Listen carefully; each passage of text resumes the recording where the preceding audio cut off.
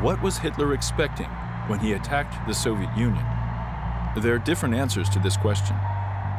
Spoiled by his sweeping victories in Europe and convinced that his army and the Aryan race in general were invincible, the Führer believed that the Red Army would also collapse when faced with the Wehrmacht. Besides, he hoped that people would rise against the Bolsheviks and there would be a coup d'etat in the USSR. Of course, he expected all of this, but most importantly, there was something else.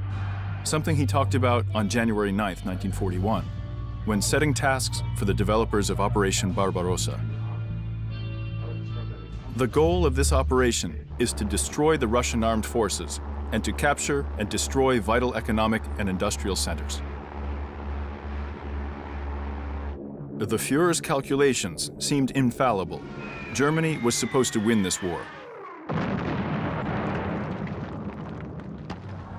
The USSR's weakest point was the location of Soviet industrial areas. Most of the defense enterprises were concentrated in Ukraine, Leningrad, Moscow, and in the Urals.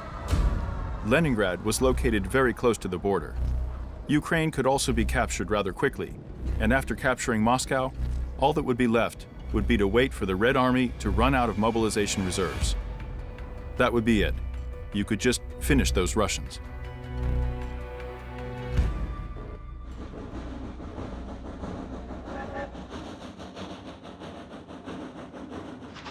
Hitler had no idea what the Russians had in store to counter his plans.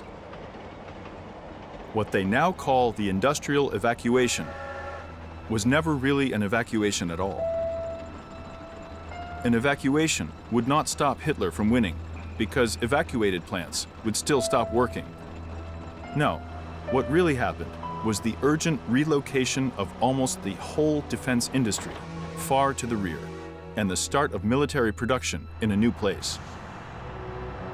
Such an operation was not only much more difficult, it was also something Hitler could have never considered in his plans because, from the point of view of organization, it was impossible.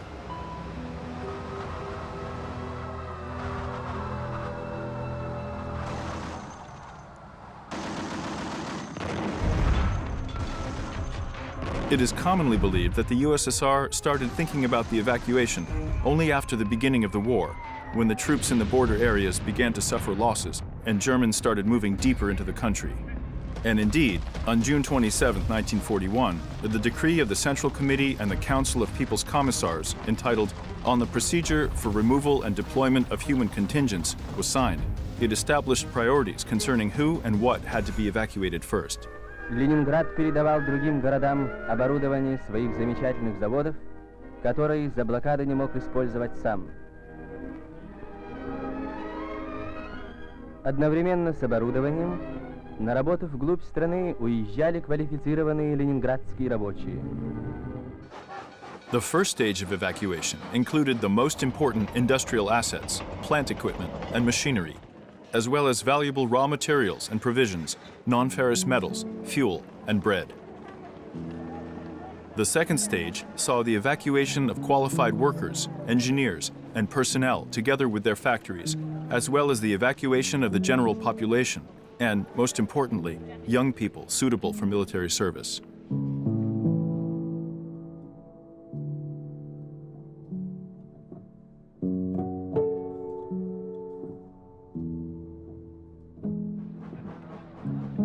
But is it possible to relocate almost 2,500 enterprises to the east without disrupting production? Anyone who has ever worked at a factory, even just for a week, would understand that this idea is absurd. Nevertheless, this is exactly what happened. The Kharkiv diesel plant was moved to Chelyabinsk without stopping production. By the time the last special train left Kharkiv, the plant in Chelyabinsk was already producing its first diesel engines. And another example, the second stage of evacuation for the Kirov plant started in autumn on October 4th, when Leningrad was already under siege. 5,000 workers were evacuated by planes, and the equipment and the remaining plant workers were evacuated by train, then taken across Lake Ladoga. Отсюда на платформах станки пойдут прямо на заводы. Завтра они, смонтированные руками ленинградских рабочих в новых заводских корпусах, дадут стране, дадут Красной Армии новое оружие для разгрома ненавистного врага.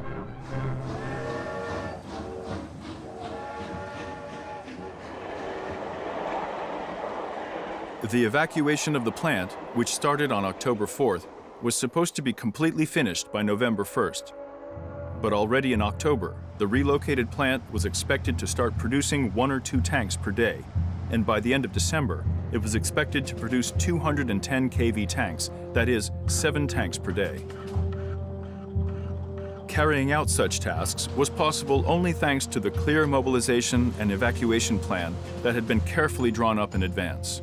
The order in which the plant would be evacuated was thought out down to the last box of bolts and tools, so that after arriving in the new place, the plant wouldn't need anything more and could immediately start production. Here's how it was designed and realized. In January 1939, at the 18th Party Congress, the third 5-year plan was adopted. According to it, in the following years, pay attention here, 2,900 industrial counterparts of major defense plants, producing the same products as the plants located in high-risk border areas, were to be built in the eastern areas of the country. So, in essence, they were to duplicate the entire Soviet defense industry. But while it was possible to build plants, there was no way to provide the equipment for them. And it seemed completely impossible to train a few million new workers in 2 years. There weren't enough even for the existing plants. By the beginning of the war, they finished the construction of the foundations and buildings for the workshops and engineering networks, and they resolved problems of logistics, power, water, and other kinds of supply for the new plants. And it was these sites that, after Germany's attack, hosted the evacuated plants, transferred together with their machinery, inventory, workers, and their families. Only then did it become clear that no one was going to create new plants. The country, which, according to some, if I may say, historians, was not prepared for the war, had been duplicating its industry since 1939. Do you realize the scale of this plan? Одно за другим вступают в строй новые предприятия. В городе Н закончено строительство первой очереди металлургического комбината. Пущена в эксплуатацию мартеновская печь-комсомолка. Бригадир Саватий Сыромащенко выдает первый металл фронту. Issues of industrial mobilization were dealt with by the Mobilization Committee established within the Defense Committee in May of 1938. In the face of aggression, it was required to convert civilian factories for military use, train workers, find missing equipment, organize the supply of materials and components to fit the new scale, and so on and so forth. So there was a huge amount of tasks. And of course, all of it had to be planned in peacetime. In May 1940, Mikhail Pervukhin became the deputy chairman of the Council of People's Commissars. He recalled, in particular, this plan included the rapid conversion of industry to military production in case of military attack. Such work had already been carried out in our country in 1937, 1938, and then 1939, almost all the way up to the beginning of the Great Patriotic War. All branches of industry, to varying degrees, had a plan of production in case of war.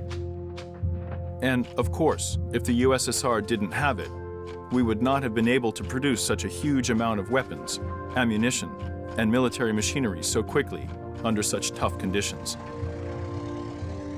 Only thanks to the mobilization of our whole industry, the mobilization which was prepared in advance, was it possible to organize everything so efficiently. Not only defense plants, but also other important factories, power station equipment, stocks of raw materials for end products, tractors and combine harvesters, provisions, grain, cattle, these were all transferred to the east, Hundreds of universities and research institutes, together with their staff, documentation, and equipment, also left for the East. The experience of the First World War showed it's impossible to do any of this without careful advanced planning. Aircraft designer Polikarpov recalled the attempt to evacuate the Russo-Baltic factory from Riga to Petrograd. Things got out of control on the railway, and so, in order to let the military trains pass, they had to ditch all the machinery with platforms down the slope. Soviet aviation industry enterprises were much greater than the Russo-Baltic factory. By the beginning of the 40s, a large aviation plant had 15 to 30,000 workers and personnel, plus a few thousand equipment units. And all of it headed to the east in an organized manner. Only a few enterprises continued operating in their original locations. The suppliers' factories were also on the move. The entire aviation industry, comprising huge enterprises with sophisticated production and a lot of supporting plants, was carefully transferred into the eastern part of the country. And by summer of 1942, they were already operating at full capacity. Энский ордена Ленина самолетостроительный завод с каждым днем увеличивает выпуск боевых машин. Сотни отличных самолетов дает завод фронту.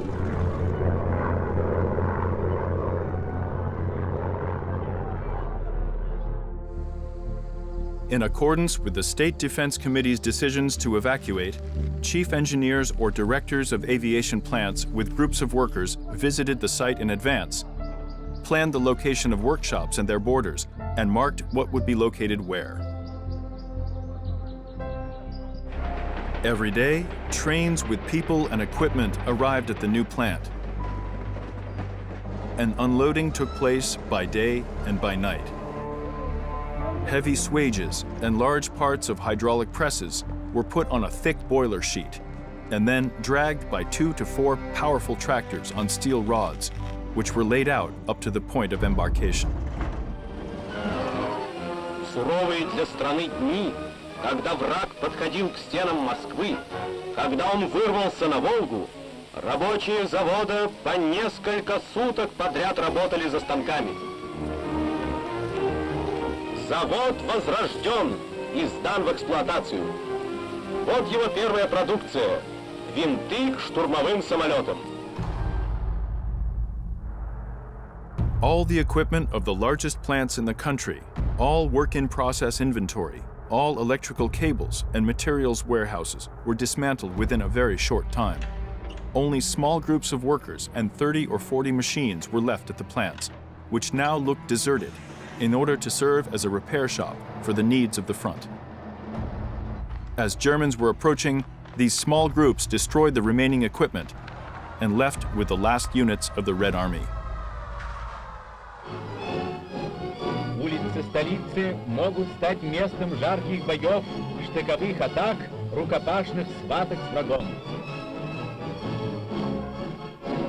Все, в ком бьется сердце патриота, работают на строительстве укреплений и баррикад. They often say that there was a terrible panic in Moscow. Yes, some people panicked. Shops were looted and so on. But those who had to work, worked.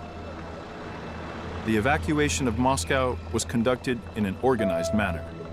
About 70 people's commissariats, committees, banks, and other state-level institutions spread out across 28 cities. However, People's Commissar of Aviation Industry Shakhurin got through to Stalin and was granted permission to stay and personally guide the evacuation of aviation enterprises. Here's what Shakhurin wrote in his memoirs about those days. I checked how the equipment and workers with their families were loaded onto the trains. And I must say, I didn't notice any fear-mongering or disorder.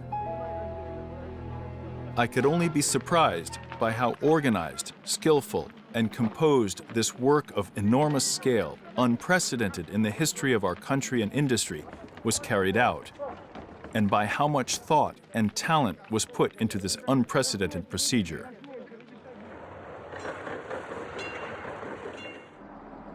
From Moscow, Shahurin headed to Kuibyshev, where the plants of his People's Commissariat were evacuated. The new site, which I arrived at from the airfield, looked quite unusual. There were a number of new, unfinished buildings, and a huge amount of people running around in a seemingly disorderly manner. The territory itself was dirty and undeveloped. The construction of some of the buildings had not started yet, and the railway tracks had been laid through the insides of some workshops to make it easier to unload the equipment. During the day, when it was still light, people walked around the plant and decided what needed to be done first. And then later, in the evening, directors of plants and construction workers met to draw up plans of construction and installation works for the near future. All disputes and objections from directors, fitters, and designers were resolved without delay.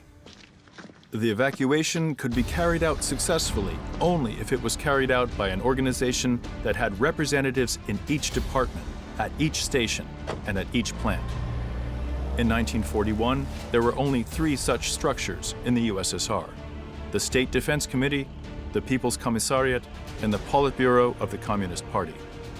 The NKVD was tasked not only with control over evacuated enterprises, but also control over the schedule of railway transportation, the distribution of the provisions in the rear, and even sanitation and epidemic control.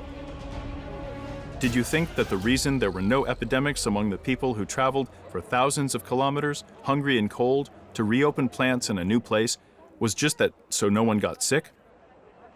No, that's not how it works. In order to prevent epidemics, someone had to take care of that.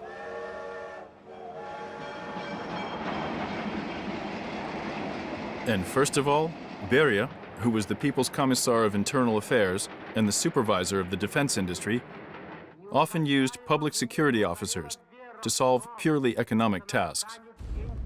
Where the authority of a plant director ended, the authority of public security officers began. Troikas were created in different districts of the city, consisting of the local party secretary, the local NKVD chief, and a Red Army engineer. Each of the members of the Troika was vertically subordinate to his superiors, so its actions on the ground could be managed on either of these lines. And as long as at least one of them remained, orders would be carried out. Besides, both party leadership and public security officials had the right to act independently. Here's what the NKVD's instructions said. You're allowed to evacuate only with the last units of the Red Army, and after taking necessary measures to ensure that all public property on the USSR's territory to be occupied by the enemy is destroyed, namely factories, plants, warehouses, power stations, and everything else that could be used by the enemy in its fight against the Soviet nation. Troikas in the regions were linked to troikas in enterprises. The director, the secretary of the party committee, and the head of a secret department or representative of the local NKVD department. This troika did the dirty work. It created the list of objects which were to be destroyed, determined the manner and order of doing so, drew up the list of executors, established timing, and so forth. This is how carefully it was all thought out, in a sophisticated, thorough way, years in advance. Do we know much about it? In all fairness, we know nothing about it. The commander of the 10th Army of Air Defense Forces and military historian General Yuri Gorkov summarized the overall results of the evacuation as follows. From July to December 1941, 2,593 enterprises were evacuated, including 1,523 large enterprises, out of which 1,360 were military enterprises evacuated in the first 3 months of the war.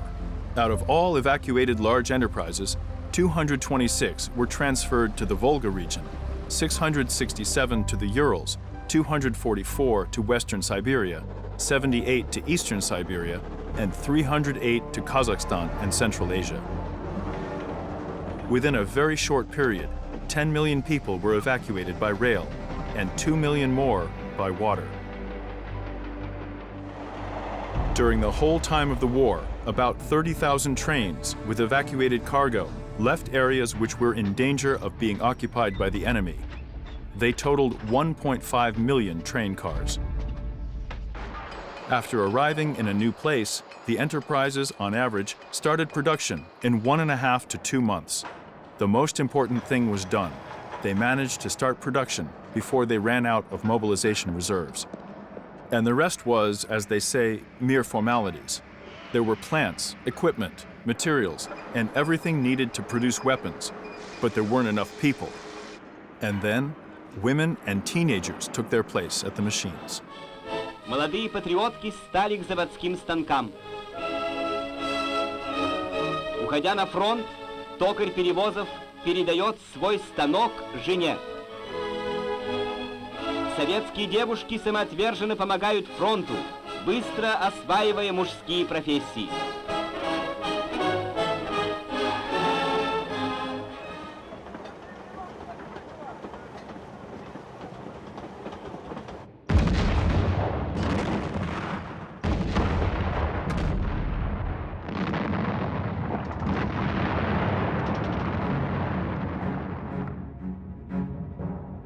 The last 2 months of 1941 were the hardest. By November, the territory where 40% of the country's population lived, where 63% of its coal was mined, and where 68% of its iron, 58% of its steel, and 60% of its aluminum were made, was occupied. Under just the People's Commissariat of Munitions, 303 enterprises went out of service. The production of rolled ferrous metal products dropped by 2/3, non-ferrous metals by 99.8%, and ball bearings by 95.3%. However, already in December 1941, the decline stopped, and starting in March 1941, the production of all types of weapons dramatically increased. In March, the output of war products in eastern areas of the country alone reached pre-war levels. Пушка готова. Девиз уральцев такой: с каждой новой пушкой ближе победа. And there were still plants in Moscow's industrial area which had not been evacuated, as well as Leningrad, which, despite the siege, kept providing for the needs of the Leningrad Front and the Baltic Fleet. Despite the destruction of plants and the evacuation of industry, the Soviet Union was still ahead of the enemy in terms of the volume of production of major weapons and military equipment. The fate of Nazi Germany was sealed. Hitler miscalculated. We accomplished the impossible, not only on the front lines, but also in the rear, and all thanks to us playing the long game. Our calculations turned out to be better. The whole world knows of German thoroughness, their ability to calculate and consider all the details in advance. But here's an example of a case when Russia's thoroughness surpassed Germany's. We're not going to do any chest thumping. But let's just take note. We can, or at least we could, calculate things in advance and win.